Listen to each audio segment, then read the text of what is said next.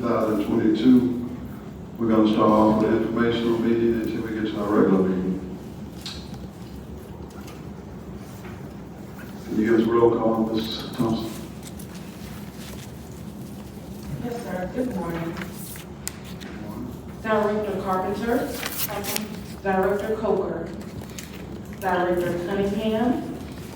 Director Davis. Director Evans. Director Jones. Director Meyer. Director Parker. Chair Smith. Present. Sir, you do not have a quorum. All right.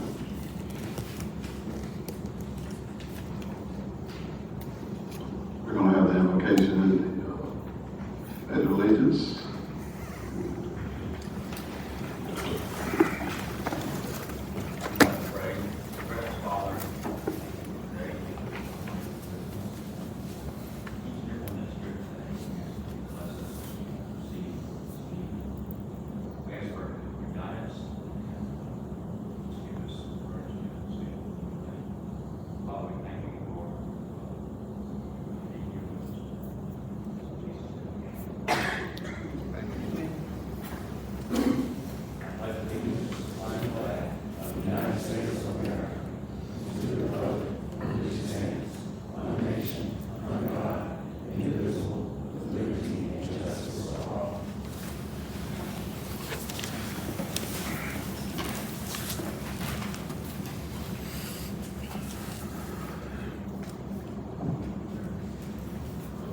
I'm just going to make a few comments before we start. Just say that we have a beautiful awards banquet, and I want to thank the staff for putting that together.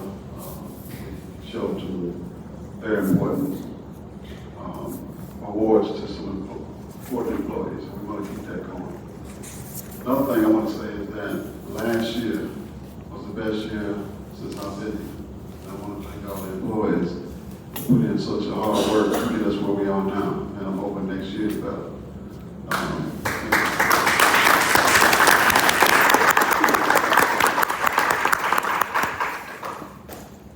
With that, I wanted to go ahead with our meeting and go to the chief financial officer.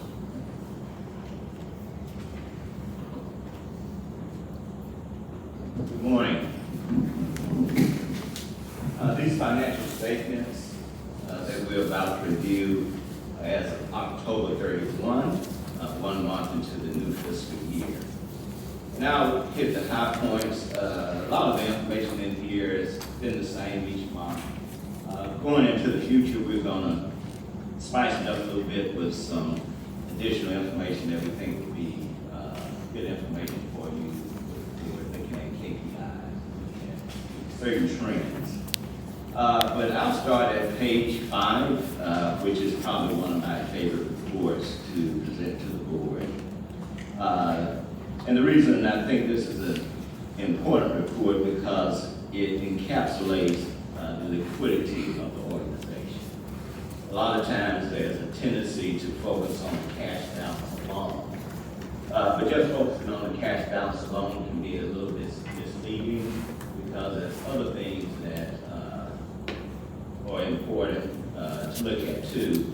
As you look at page 5 and look at the far right column, you see that our cash balance is $5.5 billion. But you also see right below there $5.2 billion of accounts receivable that's going to be converted to cash in the short term. So you also have to look at that. That receivable is primarily money from the city of Birmingham that they owe us for transfer services, and we're going to bill them in the coming days, so we can get that money back. Also, you see below the $5.2 million of receivable, the grant receivable of $2.2 million. That money probably has now already been drawn, but as of October, it had not been drawn. And of course, that money is in the bank. But also, there could also be some things that are going to require a drain on that, those liquidity numbers we just talked about. If you look further down in accounts and current liabilities, you see accounts payable of almost $3 million.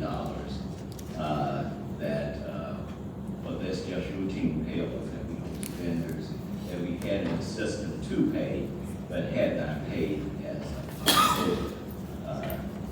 October 31st, 2022. But if you look at the chart at the bottom of the page, you see back in 2016, the working capital, which is the difference between current assets and current liabilities, really shows your ability to pay bills when they come due. It was pretty high, about $19 million, and over a series of years, it declined all the way down to 5.9. You can see that it stabilized around 2020 and has been climbing since, and we expect that number to continue to climb. One additional thing in cash, in January each year we get about $7 million back on taxes from Jefferson County and the city of Birmingham. So that money should also be here in January. So with the money from the city and the money coming from Avalon taxes, we'll probably be around $15, $16 million at that time. And I'll just go through some of the highlights here. On page 7 is what we term the statement of debt position, which is the balance sheet of the organization, showing its assets and liabilities, and at the very bottom, the net position. Net position is really the equity that we have in the organization. So just like you have equity in your house, take the value of the house, that's what you hold as your equity. Whenever you look at a business, you always want to see the equity in the organization. You see that at the bottom, the equity in the organization is about $48 billion, up from the $46 million a couple of months ago. And that is trending in the right direction. But you can see here the current assets and long-term assets of the organization, which includes land, buildings, and equipment. One of the big things that is happening now is we got a major influx of equipment and things when we got the BRT gifted to us from the city of Birmingham. So that project cost about $60 million, although some of the $60 million was infrastructure for the city of Birmingham still maintains. The buses and the platforms and all of that will have an output. The downside of that is our depreciation expense will tick up pretty high because now that we have a lot more fixed assets, we would have to depreciate that over several years. We're probably going to use a 30-year depreciation phase span. That's increased depreciation expense. And a couple of final things here on page 8. Page 8 shows our 1-month actuals for October of 2022. Now, 1 month doesn't give you a trend, so we're very careful not to try to make projections or estimates based on just 1 month trend. But what we do show here is 1 month's actual of October 22 versus the budget of 1 month budget. So we actually take the annual budget divided by 12 and say that's a 1 month budget. If you look there, you see that if you look at the top half, you see that we're down in passenger fares. A lot of that could be because we're running the BRT in this period for free. I did some quick numbers. If the ridership on the BRT times $1.50, that would have given us probably about $20-some million. I mean, $20-some thousand dollars. I wish it was 20 million. But we'll see how that works out. That was just a quick and dirty computation, but we will have to understand that everybody that gets the BRT, there may be some transfers where they pay from another route, so that number may not be as high as that was computed, but we do expect that number to tick up once we start charging fares for the BRT. I think that starts again. You look further down in operating expenses. Since we're 1 month into the budget, we should have spent about 8% of our budget. So anytime you see a number, 8% of the annual budget earned or spent, When you see a number less than 8.3%, that means we're trending below the budget. And one of the things, we still are not fully staffed. We budgeted a fully staffed organization, and as we spoke about when we presented the budget to you, we're trying our best to fill those positions, but again, there's been some delays.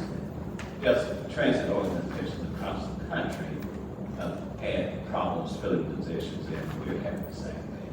The things, well, operations staff, keeping the buses rolling, we're working at. But you can see that in almost every cost category or expense category, we are trending below the budget there. And you can see if you look at the third column from the left, you see that so far we have a favorable expense balance of $1.1 million at this time. Down in non-operating revenues, you can see that a lot of those revenues are on track. Most of that is grant funds where we can draw down money as we spend it, and those things tend to stay on track. And then down below, you can see funds from federal contributions for capital projects that will help fund our capital projects once they get started. Again, last year, you will recall that we didn't spend our capital as planned. Those projects got delayed. We expect that to tick up in the very near future, but in this first month, we still haven't really engaged those capital projects, and I know that Governor Combs is looking to reverse that trend in the near future.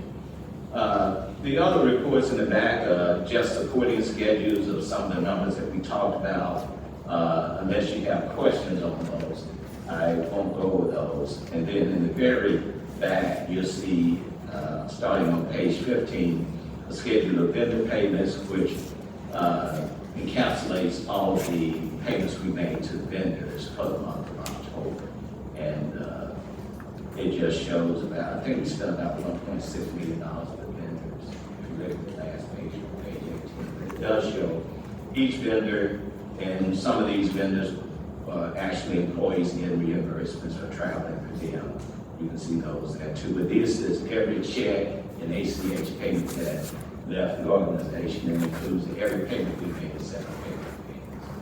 So with that, I'll just conclude and say that we can't really say too much when we just have 1 month to look at. Still, we are not fully staffed and are not spending the money in the budget as we had expected or had projected, but we expect those trends to reverse themselves in the coming weeks and months.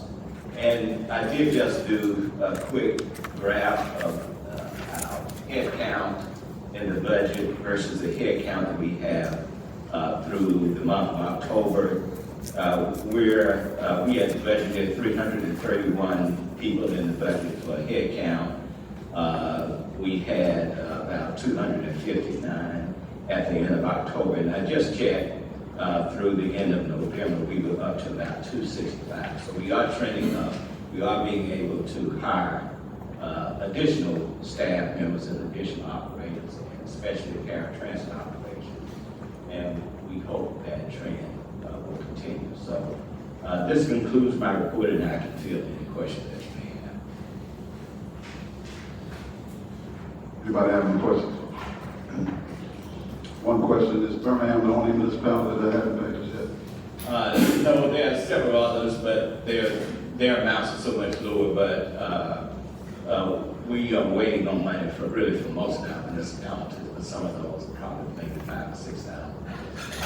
But Birmingham is much higher. And Birmingham's payment is about $2.5 million per quarter, and that's really what most of it is. If you want to see the receivable balance, who owes us, there's a schedule on page 9 that shows the receivable balances.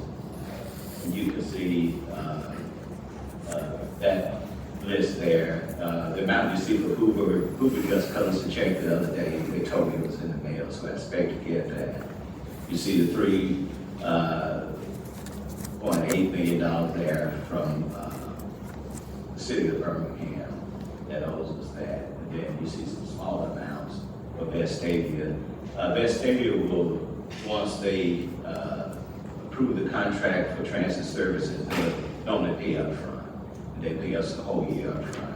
But you can see the other amounts here, the abnormal taxes, that's an accrual, and of course, that amount, those monies will come in January. And the Jefferson County tax, that money won't come in until August, so that builds up through the course of the year.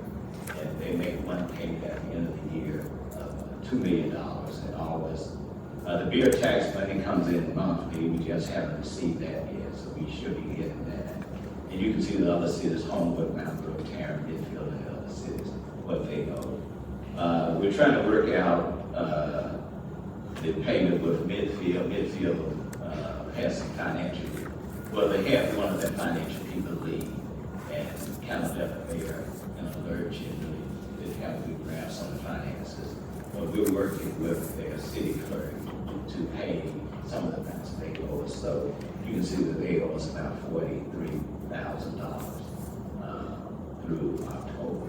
But they've been willing to work with us and work out payment plans, so we expect that in the future. And we meet with the city of Birmingham on Monday,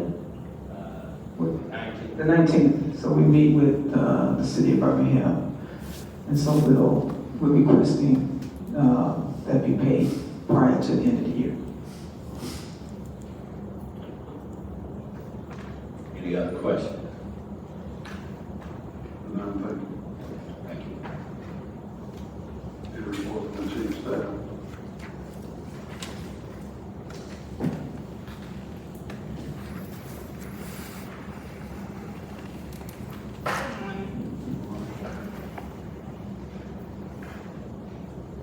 So in late September, our CEO tasked the team with developing a task force. And we have since done that, and that task force focuses on employee retention, engagement, and appreciation. So I would like every member of the task force present to stand. This task force is responsible for carrying out a lot of activities that we've done, but in particular, the Christmas gala. And in particular, I want to appreciate Tiffany and Sam for their excellent work in executing the event. It was a beautiful event for all of those that attended. So I just want to.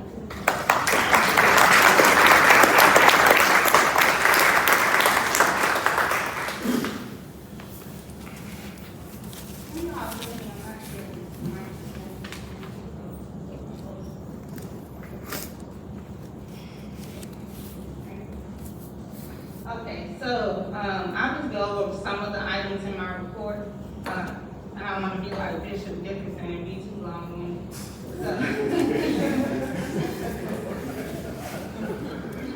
So in internal auditing,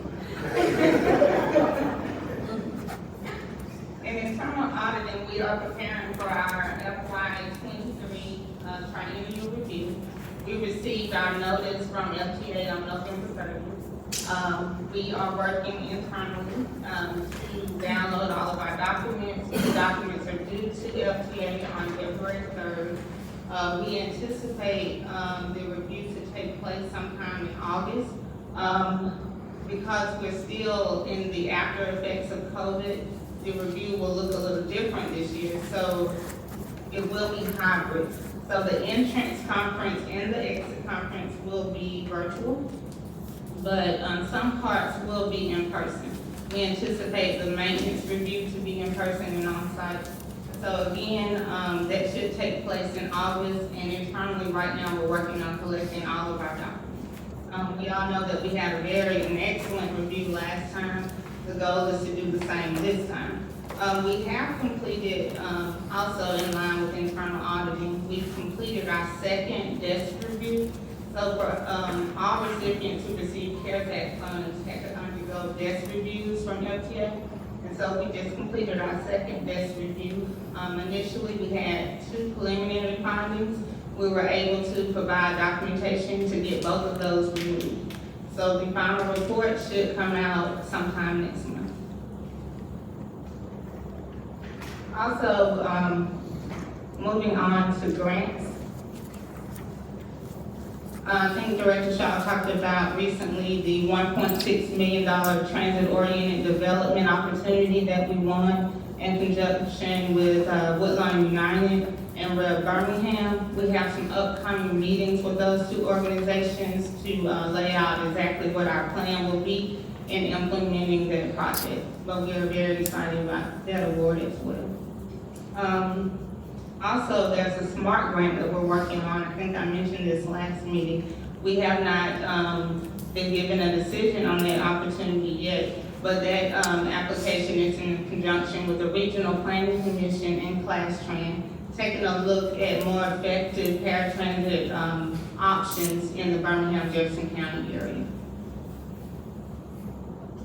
Lastly, in terms of discretionary opportunities, I do want to mention, this is very early on, but BJCTA is partnering with the city of Birmingham on a RAISE grant. RAISE is the program that replaces Tiger, and that grant is looking at developing super stops in the downtown corridor. So the application is to be submitted in February, I believe, but again, we're very on in our planning stage. In terms of disbursements, as Chief Jefferson mentioned, there were no disbursements, grant disbursements in the month of November, but we have drawn so far just over $2 million in December, and we have just under $1 million more to draw before we close out the calendar year. Any questions about any of that? I only had one. I noticed on here you had a DBE engagement session, it was like yesterday? Yes. How was that? The turnout was not as well as some of our other events. Keisha will go over in detail the outcome of that roundtable is what it was. But it was a good event, but just the turnout was not as good as some of the others. But she has an upcoming event on Monday too that she'll talk about in her report. Thank you. I'd like to make board members will be introduced for that process.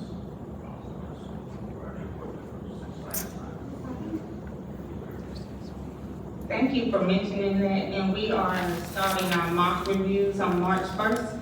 And so I will work with Director Shaw and Tiffany on contacting you and prepping you for that process.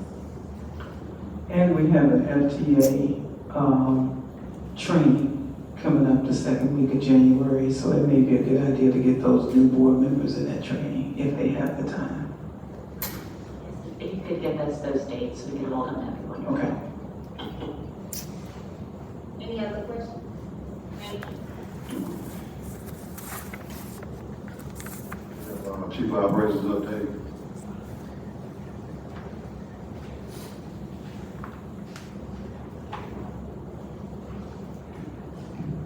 Good morning, everyone. Good morning.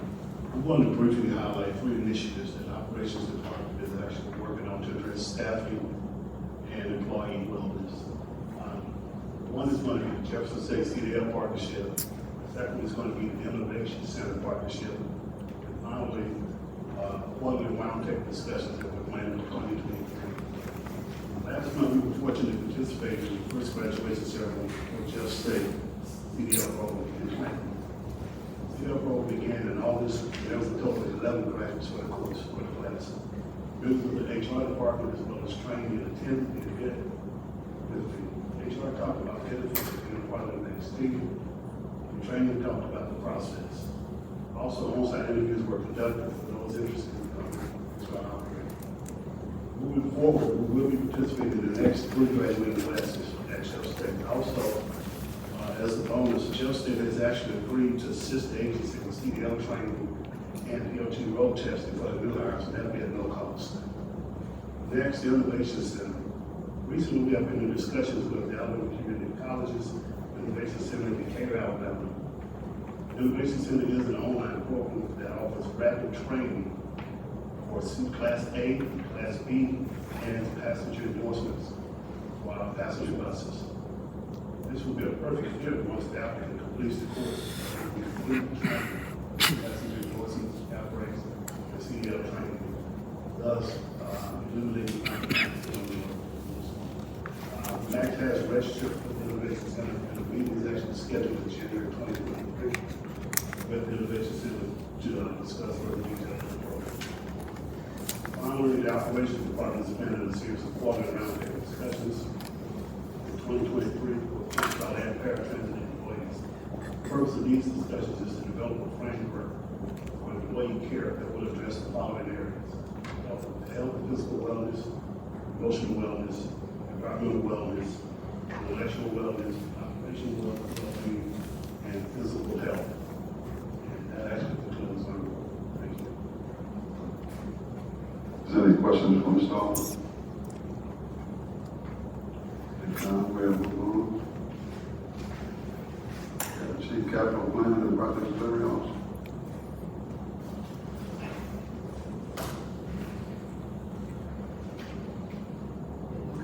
Good morning.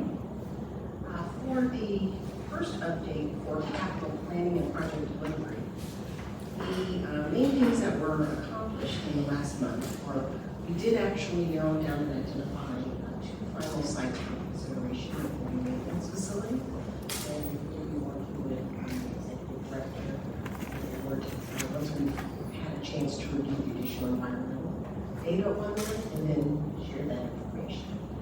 So we're looking at the requirements first before we share. The construction project manager that we hired was Mr. Lorenzo Taylor's done a great job of pulling together that list for us.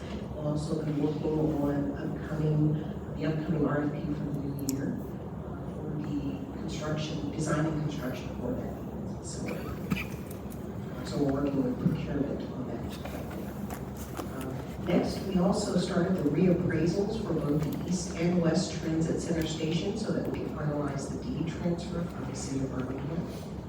And we submitted all of our final equipment requirements for the BRT for each of the transit centers, for dispatch, for command and control, and for the maintenance facility. And we also met with our design team to discuss any potential modifications that we could do in the new year for Central Station to allow for some additional upcoming, as Chief Walker mentioned, TOD opportunities. And finally, we completed the integration system testing and sign off, as mentioned, for all the ticket vending machines, so they're ready to go for when we do begin the new revenue service. Any questions on capital? And the next update is for information technology. We actually are proud to say that we completed the email migration for all of our mailboxes from the on-premise server to the Microsoft Cloud, which is a significant thing for this agency. And we started planning and completing the integration of configuration of the Office 365, which includes more than just Microsoft Outlook. It includes all Microsoft applications, which the agency has not had the opportunity to have training and testing on. So this will be a first for us to use the Office 365 cloud software. And as the executive director mentioned, we'll begin some training with the board in January as we start to develop our SharePoint site, which is our new intranet site that we'll be working on. And we met with the executive group to get their feedback on the requirements for that new intranet site so that we can develop a page for each and every department.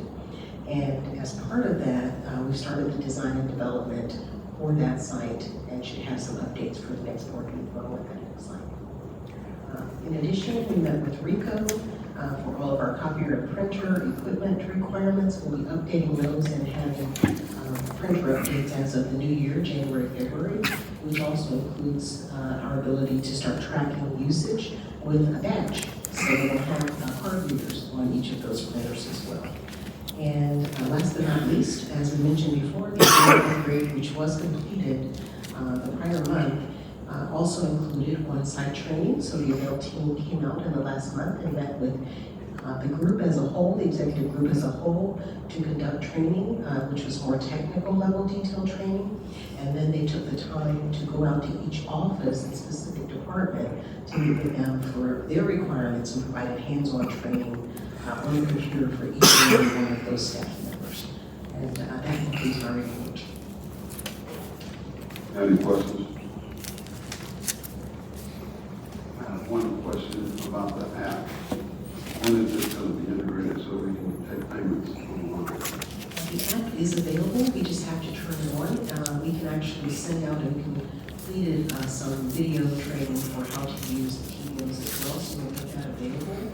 The app is ready, we just have to literally say it's available on the DV Start Revenue Service. So we'll send out a link to the app with additional information. I'll work with communications to get that out to everyone. Any more questions? Thank you. Director's report. Yes, good morning. So the first thing I want to do is start with a little disappointing and sad news. We lost Miss Malia last night, so I'd like to just take a moment of silence for about 30 seconds.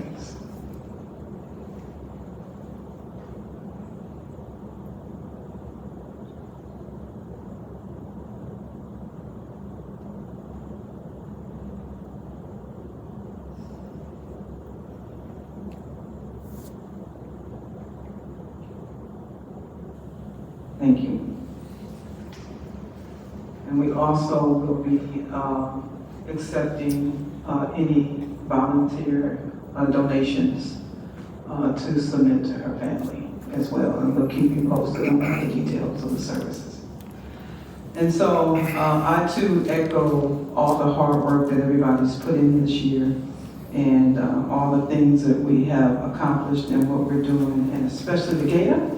I got a chance to show my little moves that I can dance a little bit to keep up with the best of them. I think I was the last one on the dance floor, so as it comes to age, I don't know who's the youngest, you all or me, but I think it kind of shows that I got some moves. But anyway, thank you so much.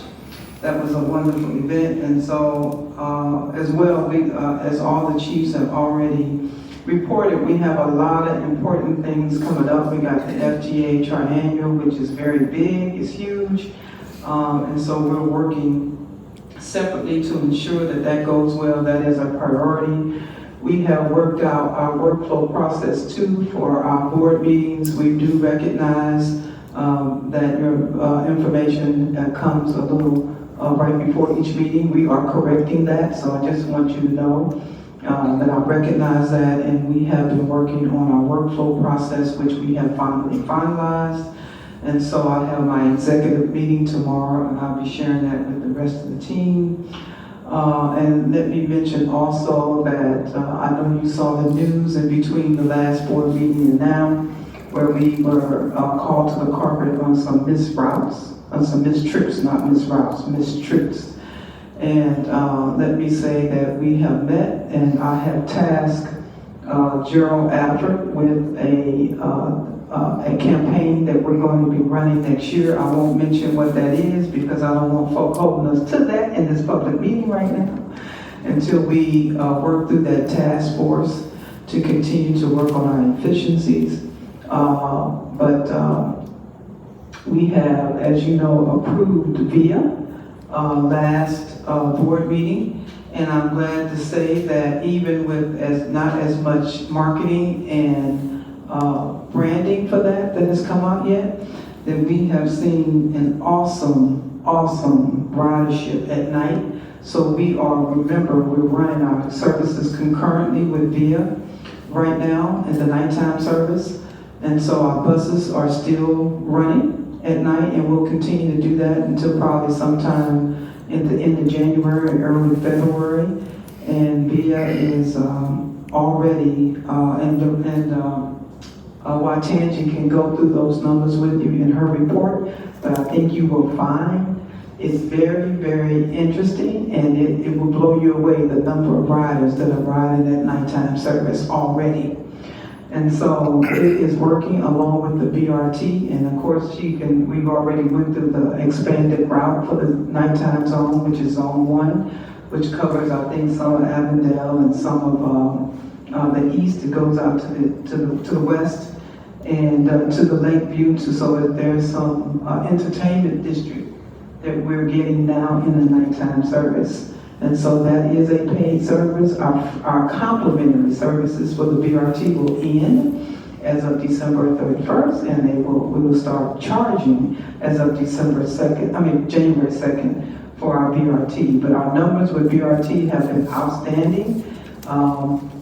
And we hope that once we start our complimentary services over, that those numbers will continue to rise, and now that our patrons and our riders will pay for that, for those services. But we have optimized our missed trips, and so the 17, and I think it was the 25 were the one in question, and we have not had any major issues since that interview that I've had with the media.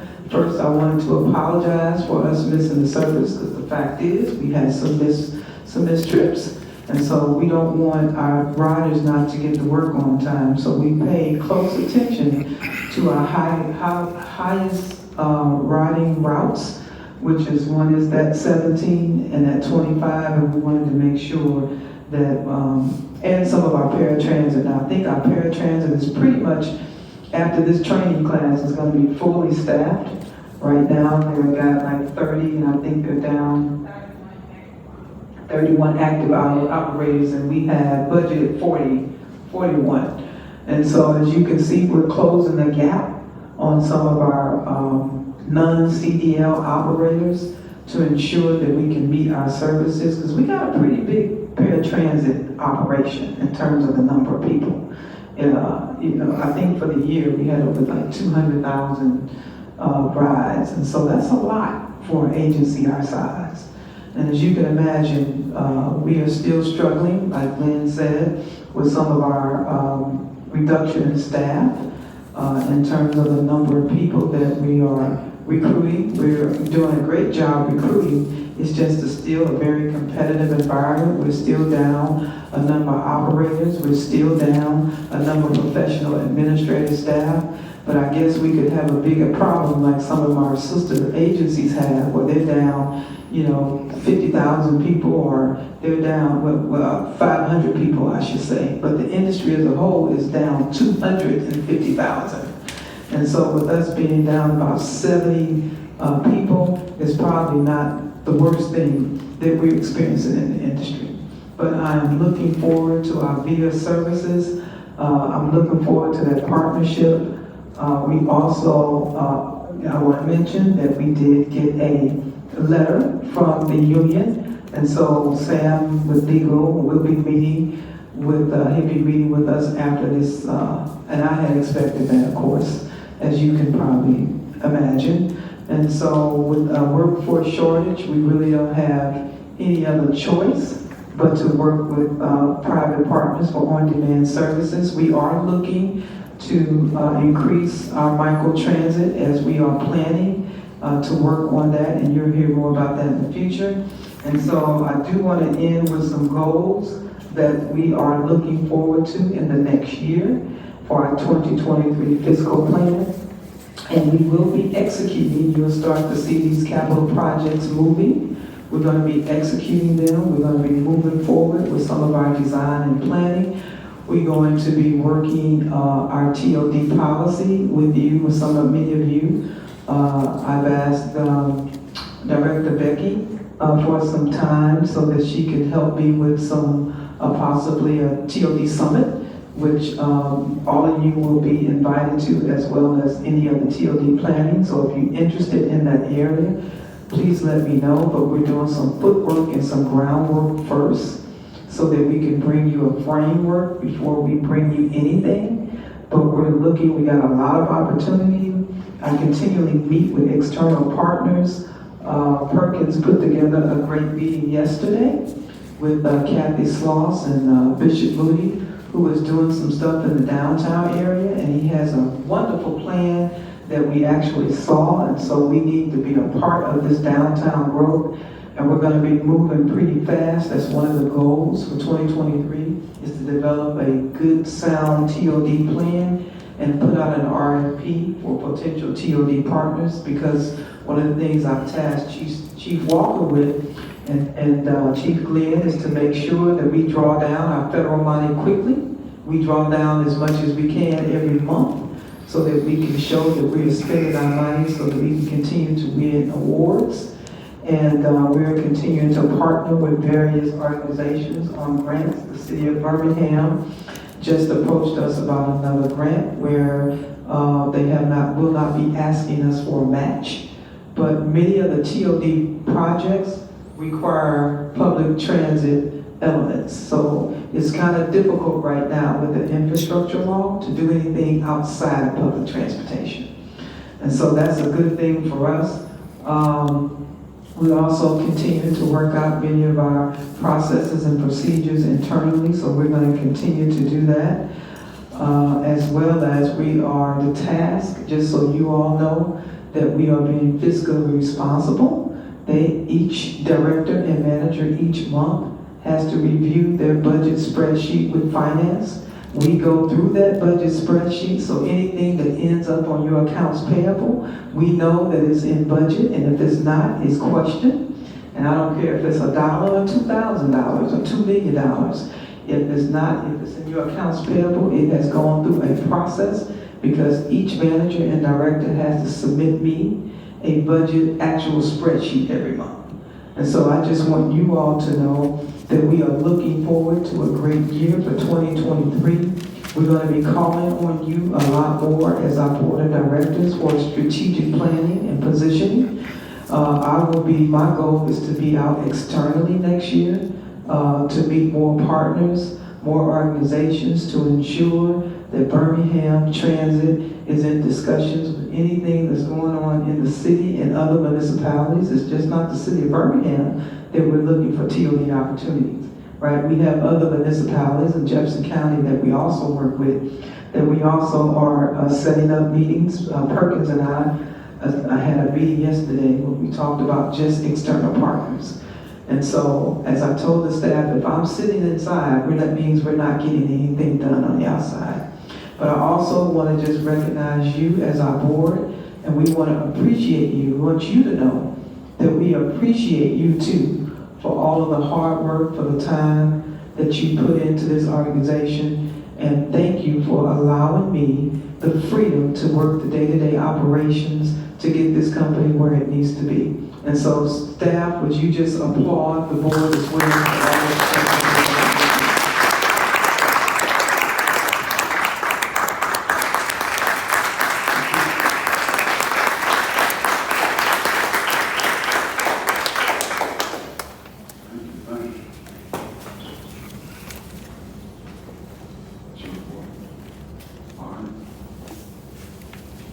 We have a vehicle maintenance update. I got one other thing, I'm sorry. There was one other promotion, he's acting right now, but he's doing an excellent job, so I want you all to know we're cleaning up, or not cleaning up, I should say. We're becoming more effective in our procurement department. And so I mentioned that that was one of the areas where we were having a hard time finding a contracts manager, because they're like diamond in the rough right now. They're really difficult to find. So Ronnie Rafferty has stepped up to be our acting contracts manager. And I must say, he is doing an excellent job. And I just want you all to know that we have identified someone who is helping us move this organization and become more efficient in the procurement area, which is so important, very important to the success of this organization. So thank you, Ronnie. Thank you, Ron.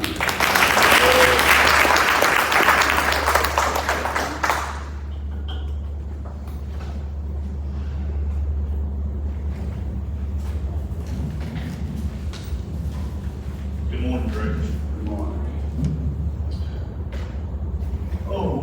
Including the vehicle maintenance report, this PM's inspection on time is, fixed right 100%. 20 completed, BRT 100% or completed, Fair Transit 96%, 21 completed, support vehicles 100% completed. Roll calls for fixed route, overall 17, 11 mechanical failures, 5 non-mechanical failures, 1 accident. Miles between roll calls for fixed route is 12,498. The BRT, 0 mechanical failures, 1 non-mechanical, 4 accidents. Fair Transit with 1 mechanical failure, 0 non-mechanical failures, and 0 accidents. Fair Transit miles between roll calls is 70,937. Fixed route buses that's down and buses in service, we replaced 1 engine in Unit 310, 3 accidents awaiting insurance to release, 1 transmission down under warranty, and 3 buses down, 2 buses held, 1 for CDO training, 1 for Christmas route, and 1 PM defect repair. 67 buses in service. BRTs, you have 2 accidents, 1 under repair, 1 waiting parts, and 9 in service. Fair Transit replaced 1 engine in Unit 1610, 1 accident awaiting insurance to release, 1 engine down, 1 in repair, 1 in my shop being repaired, 2 off the property being repaired, 27 in service. 43 days without accident in the shop, 17% of the budget spent, and 4 employees. James Barrows, 19 years of service, Eric Bridges, 11 years of service, Ladarius Chandler, 7 years of service, and Ivory Davis, 2 years of service. Do you have any questions? Went through that pretty quick, so. Four employees at the end that they left us? Okay. Good. All right. Any questions? The BRT accidents, is this still in line with what we talked about last meeting with that churn? Yes. When is that being resolved?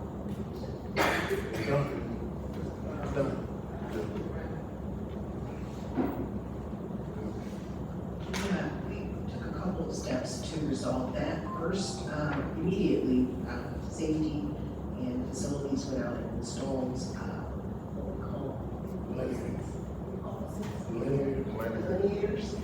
which are like the tall things that stand in the road coming in too close so that they can go outward a bit more.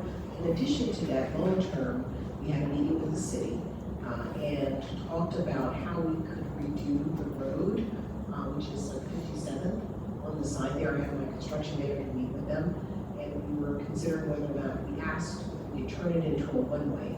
They needed to consider the school exiting and still wanted to be able to use that street on the other side. So instead of turning it to a one-way, we're widening the lane so that our buses have a better turning capacity to be able to come into East Trenton better.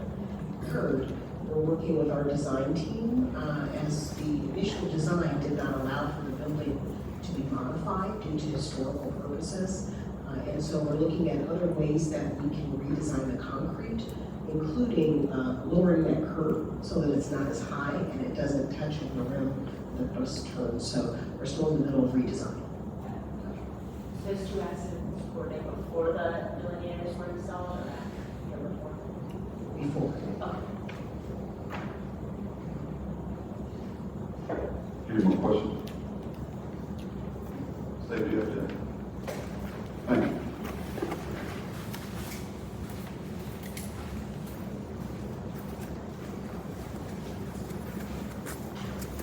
Good morning. Good morning. I'm Angela with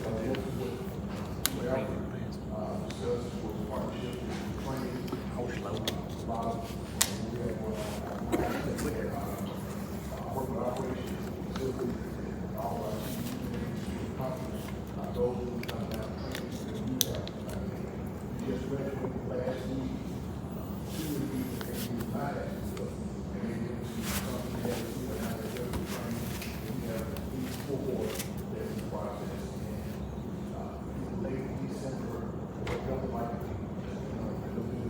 early January, maybe we have to see us also. We're in the process right now, HY, lot of things going on in preparation for, training. So that's one of the requirements that we do that also. And, also the safety and, student security, we're identifying things prior to them happening, so we be glad. And as you know, when you watch the crime incident, you know, so we're trying to identify things we can do to de-escalate, prevent things from happening. We're working with that, with the team, the security team, Lieutenant Campbell, and I know Chief Walker, so we're going to come back and let you know exactly what we put out. We are identifying those things, working out prior to the issue. So you don't see it on the news that we worked out ahead of time. That's the thing. You don't hear about something that's good. You start hearing about things, something's happening. That's all we have to say. Any questions for safety? I have one question. We have Lawson State and Salvation Army that was trying to get in touch with us about the CDL program. Where are we going with that?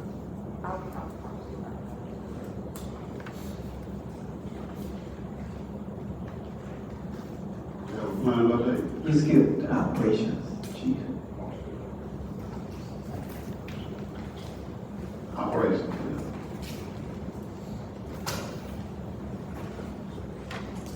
Morning. Come on.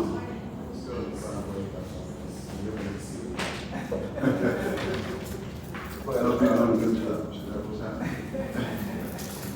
So I think the operation report is to follow operation for the month of November. We had 64 testing. We had 64 full-time operators and 1 part-time, and we are 43 operators short. Paid training, thanks to the committee, we had 30 full-time operators and 1 part-time operator. We anticipated within a month before we staff paid training, and that is a really big deal. Fixed route on-time performance is 67%, 33% late. And pair transit on-time performance is 48%, 52% late. And that on-time performance for pair transit is constantly climbing as we get fully staffed and more and more operators graduate training. And that is short and sweet. Any questions? Thank you. Thank you.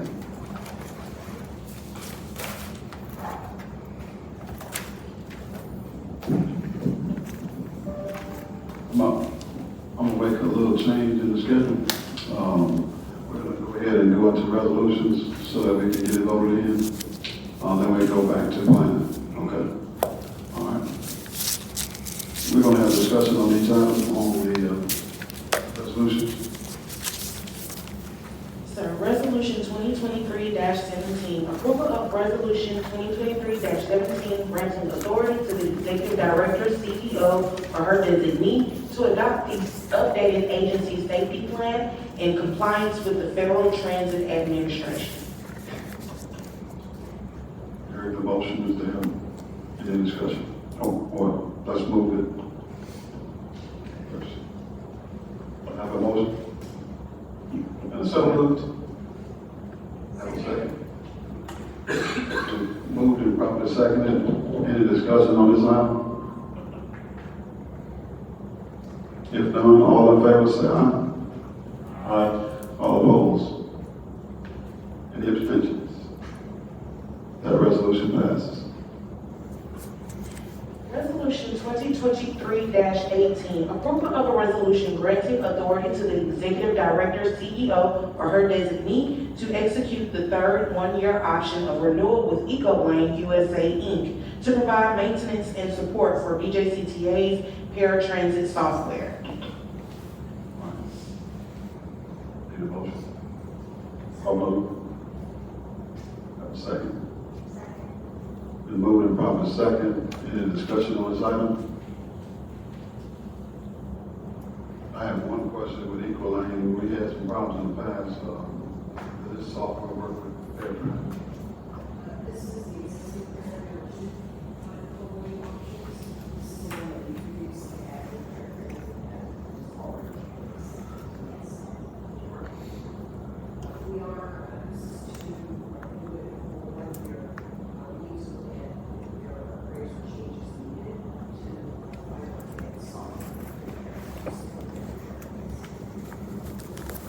Any more questions on this item? All in favor say aye. Aye. Any opposed say nay. Any abstentions? That item passes.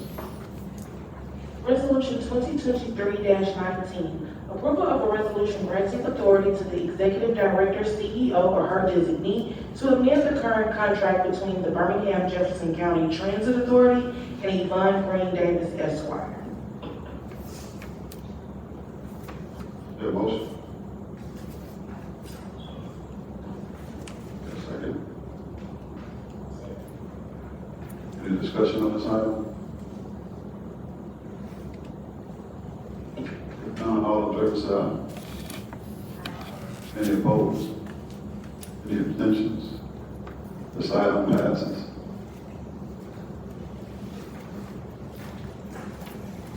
No more resolutions on the agenda. We'll go back to our regular schedule with planning.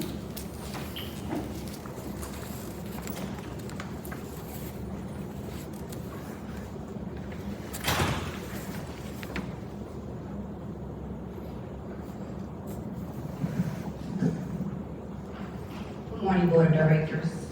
Good morning. Just at a high level, I will speak about what Director Shaw was mentioning about the VIA nighttime service. So the VIA team was able to share some data with us from the first day of lunch, which was last Monday, December the 5th. And the information that they shared was very impressive. It's crazy, I just had all this stuff sitting here.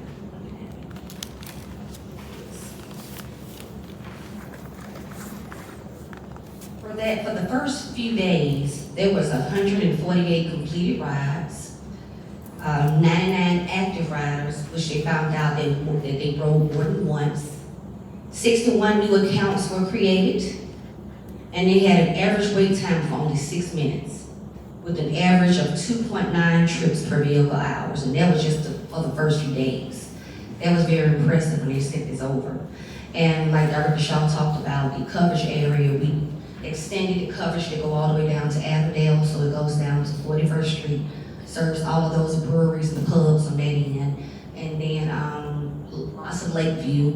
And we talked to the city of Birmingham and a couple of choice riders, which was Christina Argo. She said she was a choice rider, and she kind of gave us some ideas on places that she go and do like nightlife. So I can only just imagine within the next 30 days what this system's gonna look like as well, and how the numbers are going to increase. To kind of help with that nightlife after many of our routes have basically stopped after 7 o'clock at nighttime. And also, you already know about, I've spoke about this in the last couple of board meetings about some of the route changes for next year, the route connectivities to the BRTs. 17, we're looking at making connections on that end to the BRTs, not having that bus start at Central Station, trying to get away from this kind of a hub and spoke type system.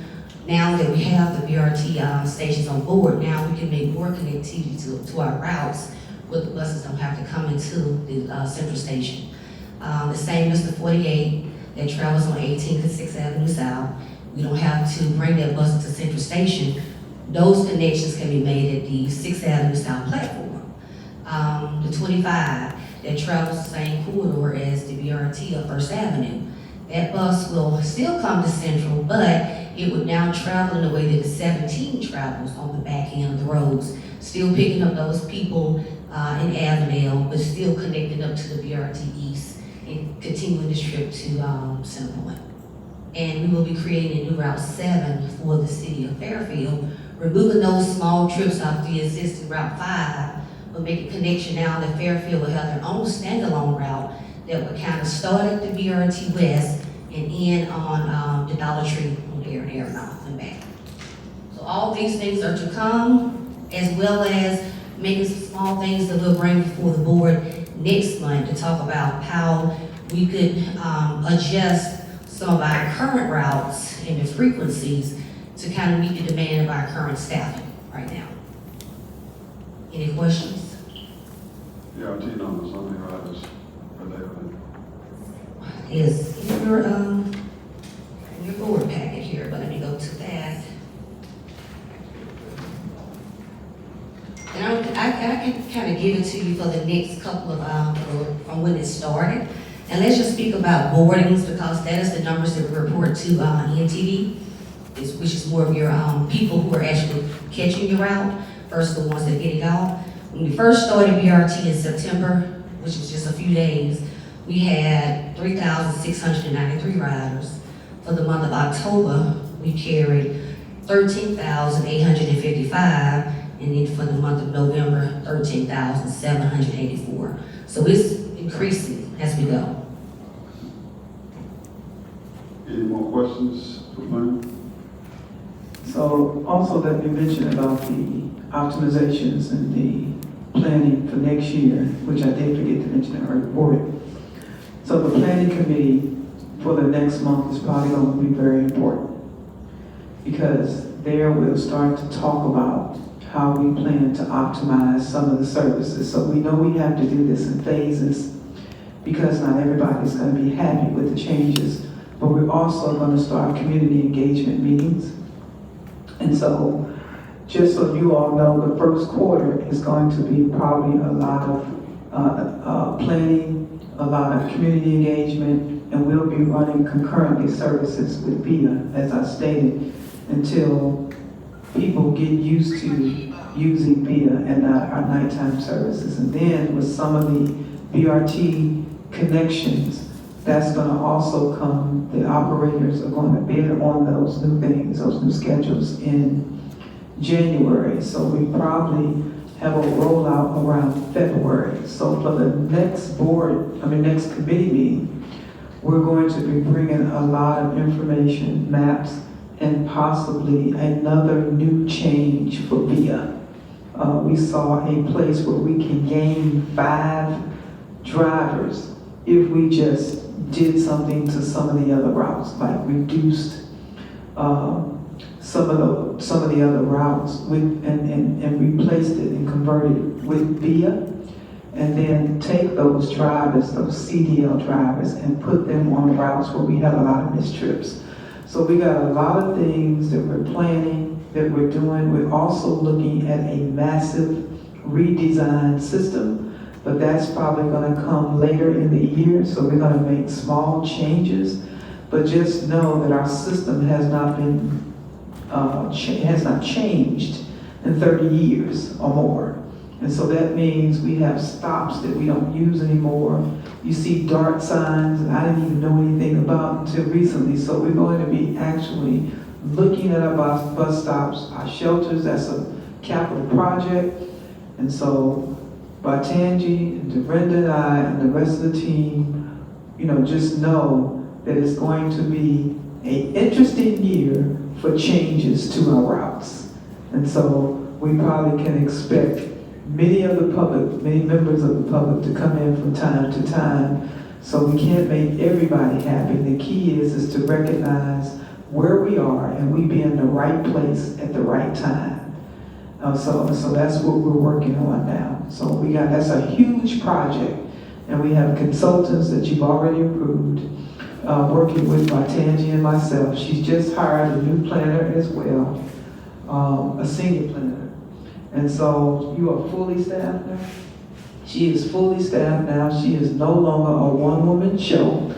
And so now she has her consultants, her planners on staff. Brittany is doing a great job with her. The new planner just started. So just know, put your belt on, because it's going to be a ride for next year around changes to the system. Thank you.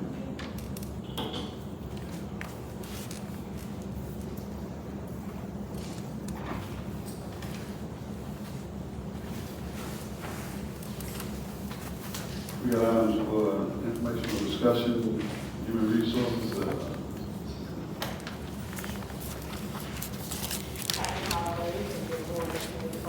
Right.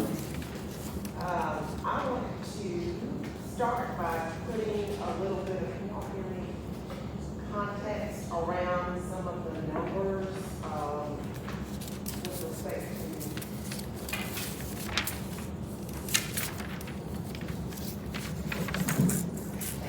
Can you hear me now? Okay. So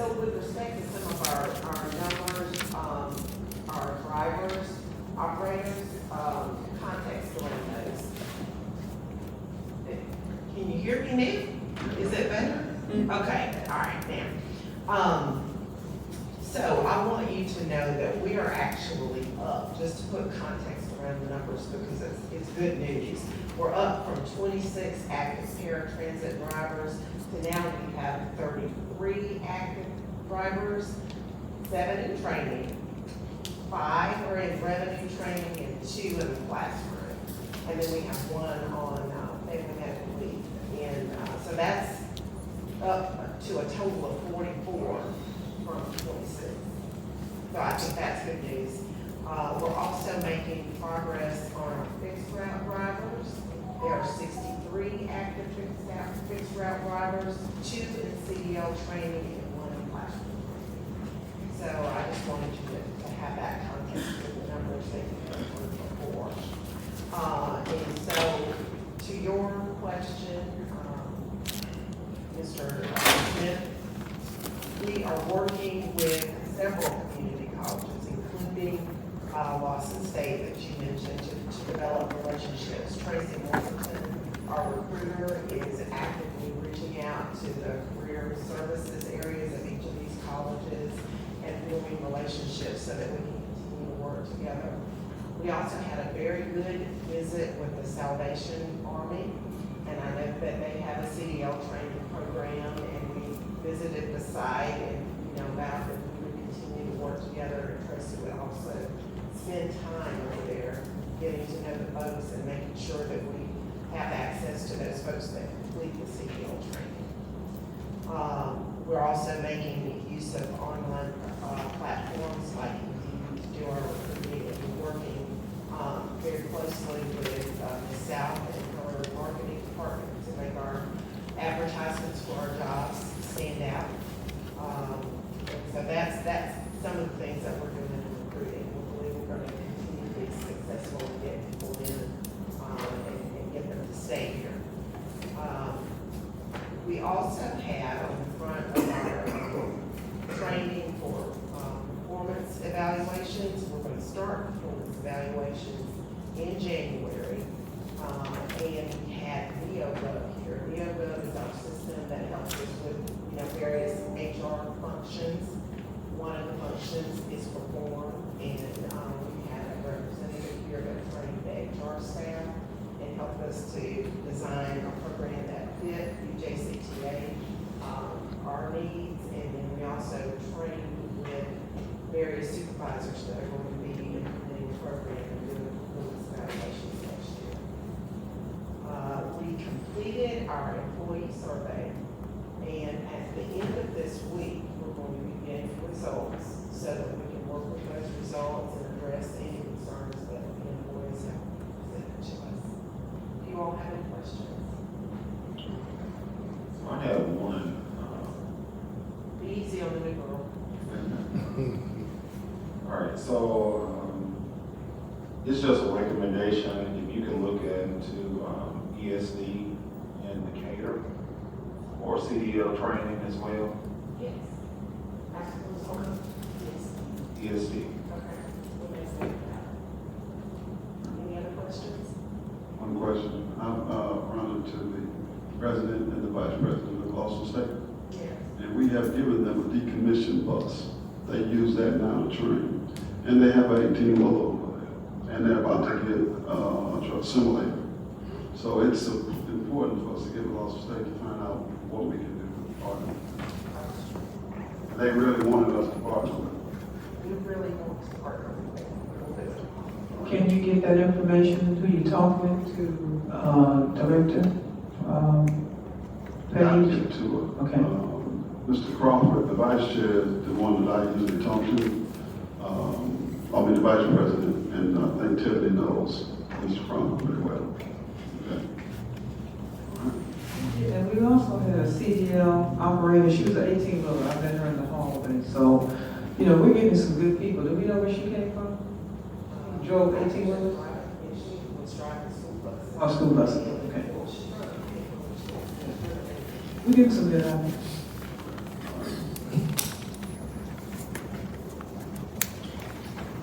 We have any old business? Have any new business?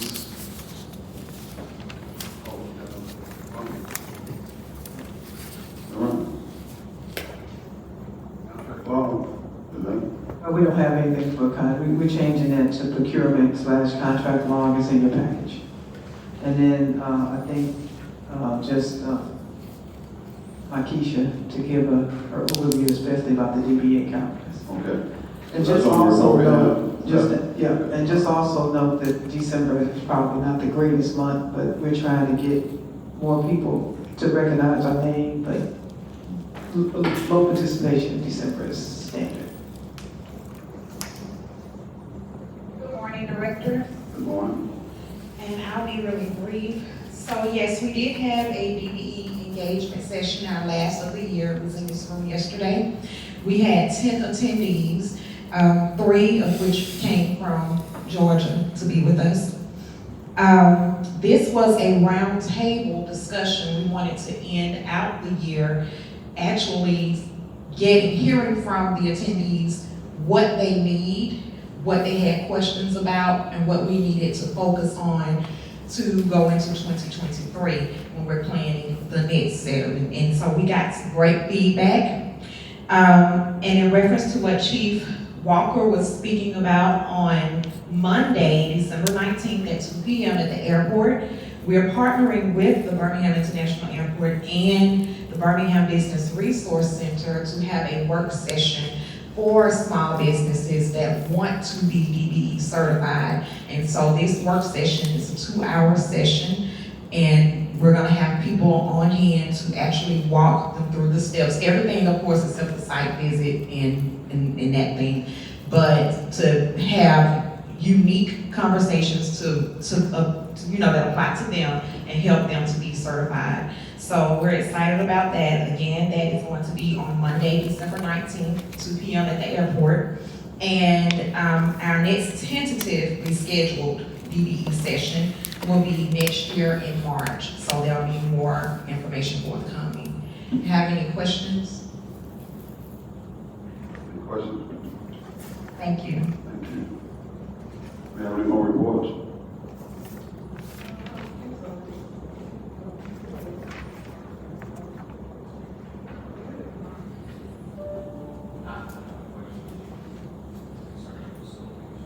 Okay. So how are the new facilities operating? Want to come up and answer that, please?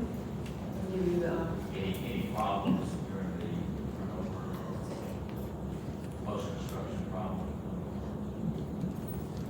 Good morning. First, no, we had some issues, but they were minor issues as far as the building is concerned. It was just, the light fixture that was out, but my team and we took care of that. As far as the building construction itself, everything is sound, no issues. Other than that, everything's running smooth with those facilities. Let me ask you about the income opportunity at the end of the Eastern, that build out over there. When is that gonna be finished, or do we wait for? well, that's gonna be part of our TOD plan. And so we had to discuss that as part of the TOD plan, what we see, and that's what we're gonna be working with Woodlawn in conjunction with Woodlawn Association to ensure that we're working within the plan of the neighborhood. But we like to see possibly a major franchise, but we're gonna be working that out with them. And I would like to mention for CNG though, part of that letter from the union, they had some concern about the CNG, because as you know, Will was one of our union reps who was on the union side, and has since taken a management position as the facilities manager. And so we moved the CNG plant with him as part of facilities, which makes very good sense, right? And there's no qualified person who we could have left that facility with. And it's such an important facility and could be a tremendous issue if something didn't go right, right? And so there are some safety concerns about leaving that facility unmanned. And so you approved a contractor to come in to help us update that facility and ensure we work it properly. And so I just want you to know that is a union concern. And so we'll be addressing that after this meeting as well. All right. Do you have anything in the marketing or the customer care area?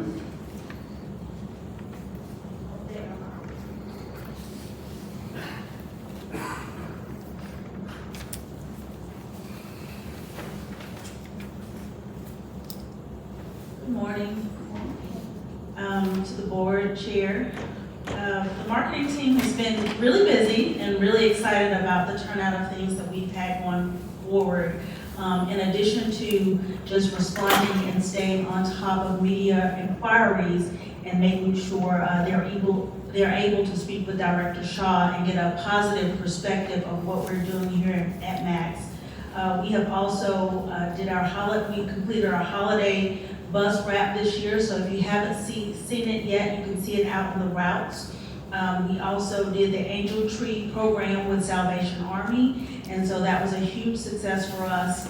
The awards gala, just a special thank you to everyone that participated, especially Kaya on our team, as well as the accounting team, the financial team really helped us to make sure we were able to secure and get all payments done on time, and everyone else that assisted us.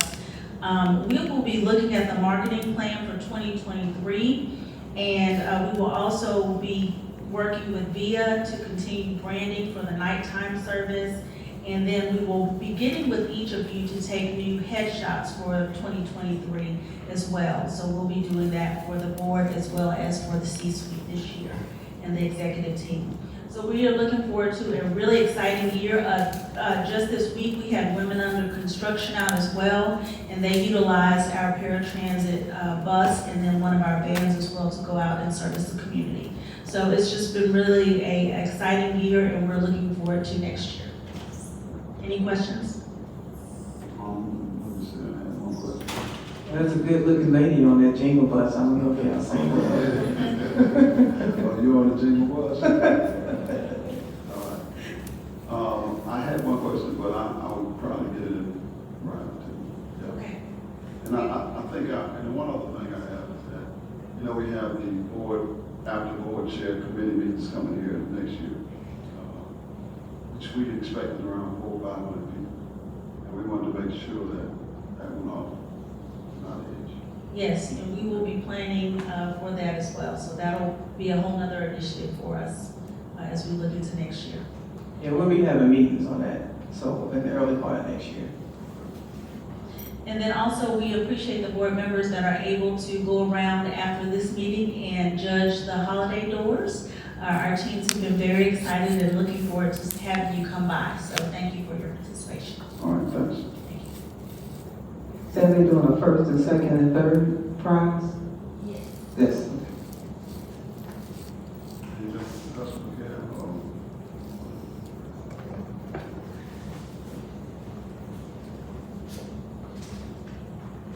Morning, Board of Directors and Director Shaw.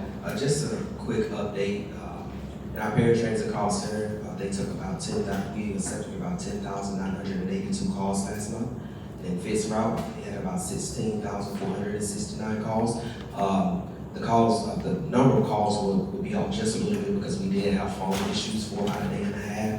But outside of that, we're also looking at customer service. We're revamping our quality program. We are just very interested in making sure we just provide the best customer service possible. So we've been meeting weekly to roll out a new quality program to our customer care agents this month. And also, as our CEO stated, she wants to make sure our complaints are handled and we have resolutions to those complaints, and we're adequately handling that. So we're working on that also to roll out a process with that to just continue enhancing that program. And that's all I have.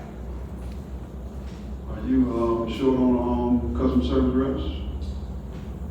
Right now, we interviewed 2 yesterday. So we're about, we may have I think maybe 2 more that we're able to hire right now, but we're doing pretty good with staffing. And even in those, when it comes to the calls, sometimes as a bandit, we have a lot of training going on right now. So sometimes, as people are learning, they're not as fast during that learning process. But we're doing pretty well with our hiring right now, our agents. Right. Any more questions? Let me just add that this young man has done an excellent job with our customer service department.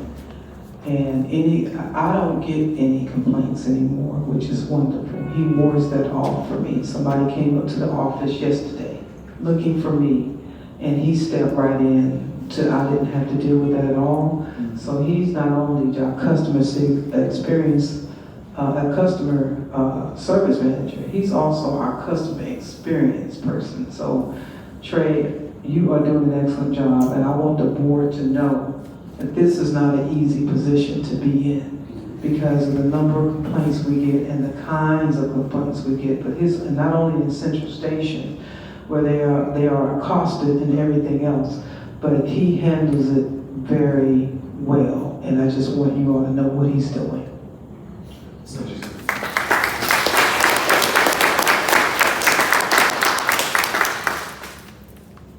I know we had an award at the award ceremony of one of our board members, Beatrice, Director Hopwell. You're not going to say it, you know. But I don't know if you wanted to say anything this time. Well, yeah, Chief Walker, you want to just, you all just want to, did we get the service award already? You know, Director Harwell, we just wanted you to know how important you were to this board. We cannot say that enough. And so you are not forgotten, and you are still a part of this family, and we're glad to see you here today. And we hope that you will continue to check on us and come in with us from time to time, but we just want you to know that we have not forgotten you. And we appreciate you.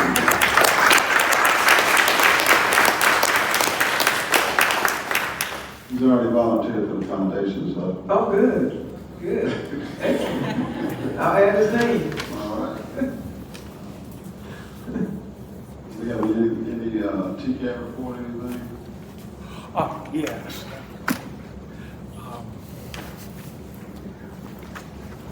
I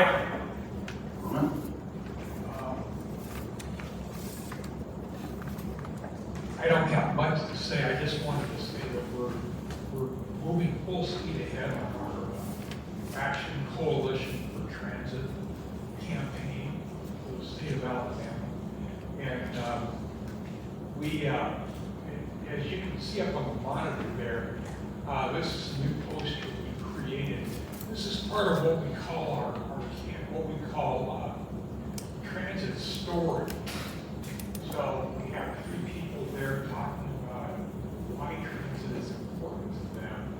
And what we hope to do is go to Central Station and find some more people that would like to make statements like this. We're creating a statewide action coalition for transit website now, and it has its own email address and snail mail address too. So we're hoping we're going to be working really hard between now and about March, which is when we really want to see if we can get the legislation for public transit trust. Any questions about that? Keep working hard on that. So thank you.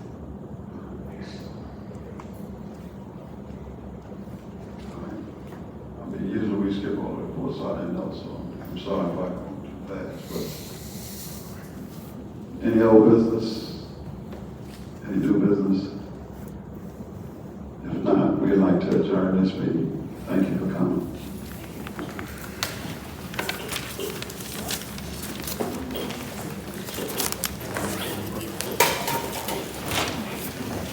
Wish everybody a great holiday season.